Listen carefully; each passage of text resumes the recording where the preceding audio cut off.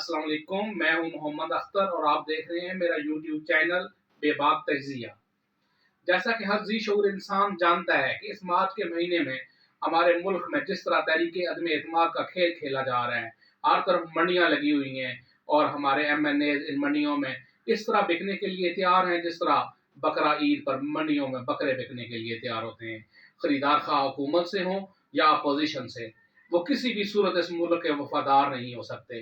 اسی طرح بکنے والے خواہ وہ پی ایم ایل کیو یا ایم کیو ایم یا کسی بھی پارٹی سے ہوں، وہ اپنی زیادہ سے زیادہ قیمت لگوا رہے ہیں۔ کیا یہ لوگ اس ملک اور قوم کے وفادار ہو سکتے ہیں؟ کبھی نہیں۔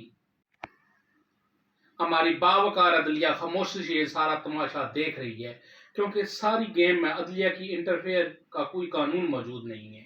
مجھے رونا تو اپنی عوام پہ آتا ہے جو آج کل ہر طرف آپس میں ایک دوسرے سے الجھ رہے ہوتے ہیں اپنے ان بکاؤ مال لیڈران کے لیے۔ خدا را اب تو ہوش کے ناخن لیں اور ان لیڈران کے لیے کبھی نہ لڑیں جن کو دیکھ کے انسانیت بھی شرمائے۔ پچھلے 2-3 دن سے ایک خط کا ذکر ہو رہا تھا۔ آج وزیراعظم نے اس خط کے مندرجات صحافیوں کو بتائے۔ بقول وزیراعظم ان کے دورہ روس اور آزاد خارجہ پالیسی کی وجہ سے ایک ملک یعنی امریکہ بہت سخت ناراض ہے، اور اس نے ڈائریکٹلی پاکستان کے چند لوگوں کے ساتھ گفتگو میں 7 مارچ کو بڑی سخت لینگویج میں ان کو بتایا کہ عدم اعتماد آ رہی ہے اور آپ اس کو کامیاب کریں۔ اگر آپ کامیاب ہوں تو ہم یعنی امریکہ پاکستان کی ساری غلطیاں معاف کر دے گا، کیونکہ امریکہ کو پتہ ہے کہ یہ صرف عمران خان کی پالیسی تھی، پاکستان کی نہیں۔ لیکن اگر عدم اعتماد ناکام ہوئی تو پاکستان کو اس کے بڑے سخت نتائج بھگتنا ہوں گے۔ عمران خان صاحب کل وہ خط قومی اسمبلی کے اجلاس میں سب کے سامنے رکھیں گے۔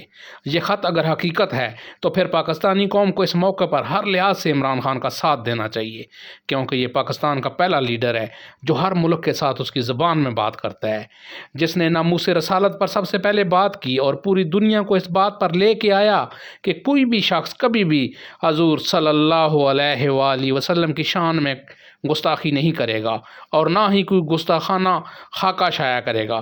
یہ کسی بھی طرح آزادی رائے کا اظہار نہیں، اس سے کروڑوں مسلمانوں کو دلی تکلیف ہوتی ہے۔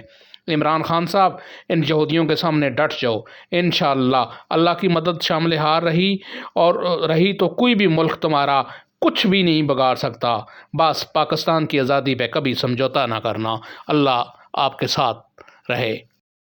میری تمام سننے والوں سے گزارش ہے کہ میرے چینل کو سبسکرائب اور لائک کر دیں۔ شکریہ۔